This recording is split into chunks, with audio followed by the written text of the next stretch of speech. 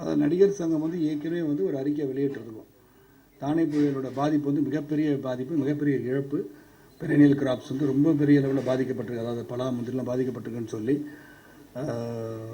நடிகர் சங்கம் வந்து 5 lakhs நாங்கள் போய் டொனேட் பண்ணியிருக்கோம். அதே மாதிரி என்னுடைய பர்சனல் சைடில் 10 lakhs போய் டொனேஷன் கொடுத்துருந்தோம், நிவாரண நிதி கொடுத்துருந்தோம். எல்லா ஆர்டிஸ்ட்டுக்கும் வந்து நம்ம ஆல்ரெடி சென்ட் ஒரு அறிக்கை கொடுத்துருக்கோம். அந்த அறிக்கையில் பலரும் போய் கொடுத்துட்டு வந்திருக்காங்க. சூர்யா சார் சாப்பில் வந்து 25 lakhs கொடுத்துருக்காங்க, ரஜினி சார் 10 lakhs போய் கொடுத்துருக்காங்க, அன்றைக்கி கமல்ஹாசன் சார் 15 லட்சம் கொடுத்துருக்காங்க, நேற்று தினம் நயன்தாரா ஒரு 5 lakhs போய் கொடுத்துருக்காங்க. ஆனால் தனிப்பட்ட முறையில் எல்லாரும் போய் கொடுத்துட்ருக்குறாங்க. ஸோ அவங்க வந்து எந்த விதத்துலேயும் அவங்க வந்து ஒன்றும் செய்யலைன்னு நம்ம சொல்லிட முடியாது. காரணம், இது மிகப்பெரிய ஒரு இழப்பு. அது மிகப்பெரிய இழப்பு வந்து அங்கே போய் வந்து என்ன பண்ண முடியுன்றது தெரியல. ஏன்னா இந்த கவர்மெண்ட் அவங்களே வந்து இது எப்படி சமாளிக்கிறதுன்னு சென்ட்ரல் கவர்மெண்ட் ஃபண்டு கேட்டு இருக்க சூழ்நிலையில் 5200 crores இஸ் ரிக்வயர்ட். அப்படி இருக்கும்போது 500 கோடி ரூபாய் தான் முதல் தவணையாக தருகிறேன்னு சொன்னது வந்து இது சமாளிக்கிறது ரொம்ப பெரிய கஷ்டத்தில் இருக்கனால தான் நம்ம முதலமைச்சர் நேரடியாக அந்த நிவாரணத்துக்கு எல்லாரும் உதவணும்னு சொல்லியிருக்காங்க. பல பேர் உதவிட்டு இருக்காங்க. ஆனால் அவங்கவுங்க போய் உதவ வேண்டிய கடமை, அவங்க கடமையை நிச்சயமாக அவங்க செய்வாங்க. அங்கே போய் அவங்களால யாராலையும் அங்கே போய் ஒன்றும் பண்ண முடியாது. காரணம், அதுக்கு கவர்மெண்ட் மிஷினரிகளால் தான் அந்த உதவியை பெருசாக பண்ண முடியும். அதனால் it's better all of us go and donate to the chief minister's relief fund. ரொம்ப நல்ல ஃபீலிங். ஏற்கனவே ஒரு தடவை ரஜினி சார் ரொம்ப ஒரு ஆண்டுகளுக்கு முன்பு அவரே ஒரு கதை சொன்னாங்க எனக்கு. இந்த கதையில் வந்து சூப்பர் ஸ்டார் சுப்ரீம் சார் 2 பேரும் நடிச்சு எப்படி இருக்குன்னு கேட்டாங்க. ரொம்ப நல்லா இருக்கும் சார் அப்படின்னு. ஸோ அப்போயே வந்து நம்ம சுரேஷ் கிருஷ்ணா வச்சு பண்ணலாமான்னு ஒரு கதை சொன்னாங்க. அந்த கதை இன்றைக்கி என் மனசில் அப்படியே இருக்குது. சீன் பை சீன் என்னால் சொல்ல முடியும். அது கூட நடிக்கலாம். நல்ல கதை தான். அது வித்தியாசமான ஒரு கதாமைப்பு, நல்ல ஒரு ஸ்டோரி. அவரே வந்து சொன்ன கதை. அதனால் அவர் படத்தில் நடிக்கிறது வந்து உண்மையிலே ஒரு I'm really happy to work with. ஏன்னா உலக அளவில் இன்றைக்கி வந்து சூப்பர் ஸ்டார் அப்படின்னா ரஜினிகாந்த் அவர்கள் இருக்கிறார்கள். ஸோ அப்படி இருக்கும்போது அவர் நடிக்க போகும்போது நிச்சயமாக இட்ஸ் கிரேட் ஃபீலிங். அரசியல் பணி இருக்குது, சினிமா பணி, நடிகர் சங்க பணி, எல்லாத்துக்கும் டைம் எப்படி தான் டைம் மேனேஜ்மெண்ட் எல்லாத்தையும் ஒதுக்கணும். டைம் அது எதுக்கு நேரத்தை ஒதுக்கணும். இன்றைக்கி தான் டெக்னாலஜி டெவலப் ஆகிடுச்சு. இல்லை வீட்டிலே உட்காந்து சில வேலைகள் பார்க்கலாம், நேரடியாக போய் சில வேலைகள் பார்க்குறான். என்னை பொறுத்தவரைக்கும் அரசியல் பணியை பொறுத்த வரைக்கும் தென்காசியில் வந்து ஒரு ஃபுல் ஃப்ளெஜ்ட் ஆஃபீஸஸ் ஃபங்க்ஷனிங். கூடிய விரைவில் வந்து டெலிகான்ஃபரன்சிங் வசதி செய்யப்பட்டு அங்கே ஸ்கைப்பு போடப்பட்டு நேரடியாக அங்கே ஏதாச்சும் குறைகள் சொல்லணும்னு ஆசைப்பட்டாங்க, நேரடியாக என்கிட்ட பேசுகிற அளவுக்கு வசதி செஞ்சுட்ருக்கோம். 1 month அது முடிஞ்சிடும். அப்புறம் அங்கே வந்து ரெகுலர் ஆஃபீஸ், ஒரு retire BDOs heading the office அங்கே. அதனால் ரெகுலராக அங்கே வந்து எதுனாலும் அங்கே வந்து உடனே அவர் அட்டன் பண்ணிவிடுவார். அங்கே இருக்க பிரச்சனையை எடுத்து சொல்லிடுவாங்க. உடனே அது தீர்வு காணுவதுக்கு நடவடிக்கை இங்கேருந்து எடுக்கப்படும். நான் மாதத்துக்கு வந்து எப்படியும் ஒரு 10-11 நாள் அங்கே இருக்கேன். அதனால் அங்கே இருக்கனால எந்த ஒரு ப்ராப்ளம் கிடையாது. என்ன நடக்குதுன்றது எனக்கு உடனடியாக தகவல் சொல்கிறதுக்கு different section of people are operating. ஒரு இன்டெலிஜென்ஸ் மாதிரி ஒருத்தர் ஒர்க் பண்ணிட்டு இருக்காரு. மற்றவங்களுக்கு வந்து சரத்குமார் நண்பர்னே தெரியாமல் ஒருத்தர் சுற்றிட்டு இருக்காரு. அவர் வந்து எல்லாத்தையும் சேகரித்து எனக்கு செய்தி அனுப்புவார். அதே மாதிரி ஏர்ன்ஸ்ட் யங்னு ஒரு மிகப்பெரிய கம்பெனி கேள்விப்பட்டிருப்பீங்க. they have already made a total survey of Tenkasi constituency and they are going to do Nanguneri constituency. அது என்னென்ன தேவை, என்ன தொழிற்சாலைகள் உருவாக்கலாம், எப்படி வேலைவாய்ப்பு உருவாக்கலாம், அதிகரிக்கலாம் என்ற திட்டத்தை வகுத்திருக்கோம். ஒரு 6 மாதத்துக்கு அப்புறம் அங்கே பெரிய டெவலப்மெண்ட் தெரியும். ஆனால் அது அரசியல் பணி. இங்கே வந்து ஃபுல் ஃப்ளெஜ் ஆஃபீஸ் வந்து இங்கேயும் அசம்பிளி பக்கத்தில் இருக்க எம்எல்ஏ ஹாஸ்டலில் அங்கே ஒரு ஆஃபீஸ் இயங்கிட்டு இருக்கு. அது வந்து தமிழ்நாட்டில் உள்ள எல்லா பிரச்சனையும் எடுத்து கொஸ்டின் ப்ரிப்பேர் பண்ணுறதுலேருந்து, டாபிக் ப்ரிப்பேர் பண்ணுறது, டிபேட்ஸ் ப்ரிப்பேர் பண்ணுறது அது பண்ணுறேன். அதே மாதிரி டெல்லியில் இருந்த ஆஃபீஸ் இன்னும் செயல்பட்டு இருக்கு. So some debates in parliament also notes அங்கேருந்து வருது.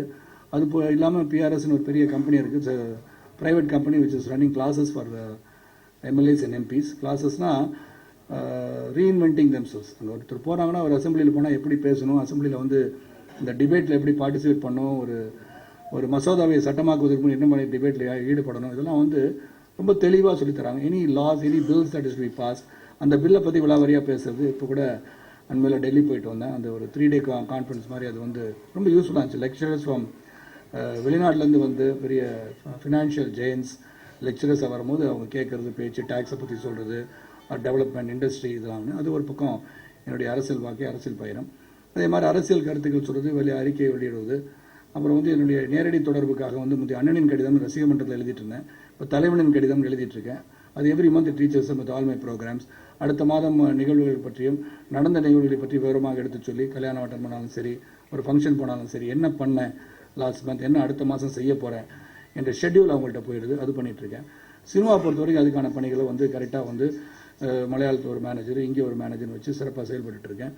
அப்புறம் சிசிஎல் டைரக்டராக வந்து பேசிக்கலாக வந்து அந்த எண்ணத்தை வந்து என்று முதல்ல சொல்லும்போது 4 தெலுங்கு டீம்ஸ் வந்து அங்கே இருந்த 4 ஹீரோஸ் வந்து பெரிய ஹீரோஸ் வச்சு 4 டீமாக பிரித்து கிரிக்கெட் ஆடிட்டு இருந்தாங்க.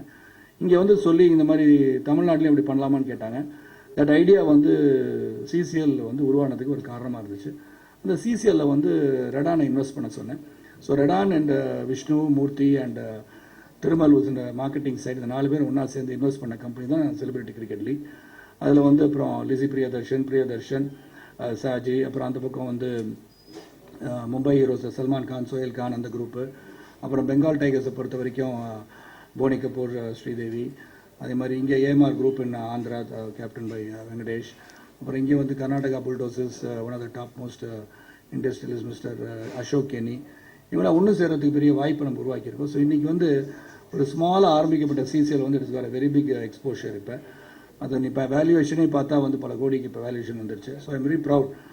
ஒரு ஸ்மால் தாட் வந்து could be developed to such a big organisation. So CCL அடுத்த வருஷம் ஒரு 2 டீம் 8 டீம்ஸ் ஆகிட போகுது. ஸோ எல்லாருமே அதை பார்க்குறாங்க. நீங்கள் பார்த்தீங்கன்னா கொச்சினில் வந்து கேரளா ஸ்ட்ரைக்கர்ஸ் விளாண்ட அந்த மேட்ச்சில் 65,000 பீப்புள் க்ரௌட் இருந்தாங்க. Even for Indo Pakistan match அது வரல. ஸோ சிசிஎல் டைரக்டராக அந்த போர்ட் மீட்டிங் அட்டன் பண்ணுறேன். இந்த போர்ட் மீட்டிங் மந்த்லி ஒன்ஸ் இருக்கும். So that is not a problem.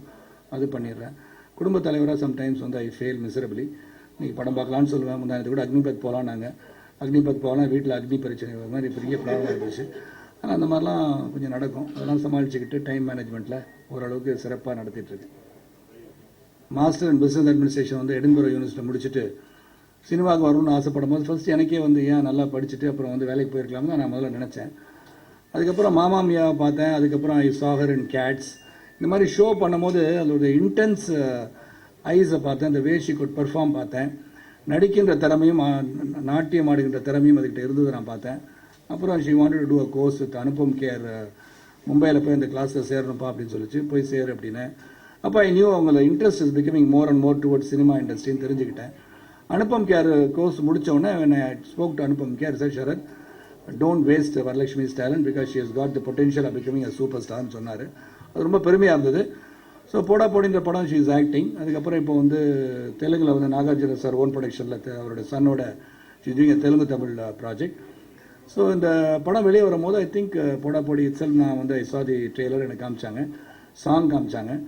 So she has done extraordinary well. அதாவது எக்ஸ்ட்ராடினரி வெல்னா என்ன வந்து நீங்கள் வந்து பெரிய ஆக்டராக இருக்கீங்க, அது உங்கள் டாக்டர் தன் குஞ்சு காக்கைக்கு தன் குஞ்சு பொன் குஞ்சு மாதிரி நீங்கள் நினச்சி நீங்கள் சொல்கிறீங்களான்னு கேட்கலாம். அப்படி இல்லவே இல்லை. She is a good performer. எனக்கு தெரிஞ்சு she gets a break, she will do வெல்ன்ற நம்பிக்கை எனக்கு இருக்குது. So it's up to her. What is her fate. Audience have to respect. ஆடியன்ஸுக்கு பிடிக்கணும். பல சிறந்த நடிகைகளாக இருப்பாங்க. பட் ஆடியன்ஸுக்கு பிடிச்சாதான் வந்து அவங்க ஸ்டார் ஆக முடியும். அந்த ஆடியன்ஸ் பிடிக்கின்ற அளவுக்கு she might be a star someday. தெரியல எனக்கு. No comments on that right no. நடிகர் சங்கம் வந்து பெப்சிக்கு ஒரு கடிதம் எழுதியிருக்கோம். தயாரிப்பாளர் சங்கத்துக்கு கடிதம் எழுதியிருக்கோம். பெப்சி சகோதரர்களை அழைத்து பேசியிருக்கோம். தயாரிப்பாளர் சங்கத்தில் வந்து பேசியிருக்கோம். அதாவது ஒரு கலைக்குடும்பம் ஒன்றாக இருக்க வேண்டும் எண்ணம் கொண்டது தான் நடிகர் சங்கம். ஆனால் இதை வந்து சுமூகமான ஒரு தீர்வு காண வேண்டும் என்று இருதரப்பில் உள்ள ப்ளஸ் மைனஸ் அது பீன் டிஸ்கஸ். அது கூடியவர்கள் அது நல்ல ஒரு முடிவு வரும்ன்ற நம்பிக்கைகளுக்கு இருக்குது. அந்த நேரத்தில் மிஸ்டர் சரத்குமார் அவர்கள் அவருக்கு போய் வாழ்த்து சொல்லிட்டு புறப்படும்போது இவருடைய பிறந்த நாள்னு சொல்லும்போது இவருக்கு பொன்னாடை போற்றி வாழ்த்தினார். அந்த நேரம் நினச்சேன் ரஜினிகாந்தும் மிஸ்டர் சரத்குமார் இணைந்து நடித்தால் நல்லா இருக்குமேன்னு. அந்த வாய்ப்பு இப்போது கிடைச்சிருக்கு. அது அந்த படத்தில் இப்போ இணைந்து நடிக்க அதை பற்றி டீட்டெயிலாக சார் சொல்லுவார். இப்போ மேலும் இது சார்பாக இப்பொழுது மிஸ்டர் ஜெயமணி அவர்களை பேச அழைக்கிறார். இங்கே பேசி ரொம்ப நாளாச்சு. பொதுவாக நம்மளோட நெருக்கமாக இருக்கிற நடிகர்கள் உச்சத்தில் இருக்கவங்கெல்லாம் அரசியலுக்கு போனோன்னே நம்மளை மறந்துடுவாங்க.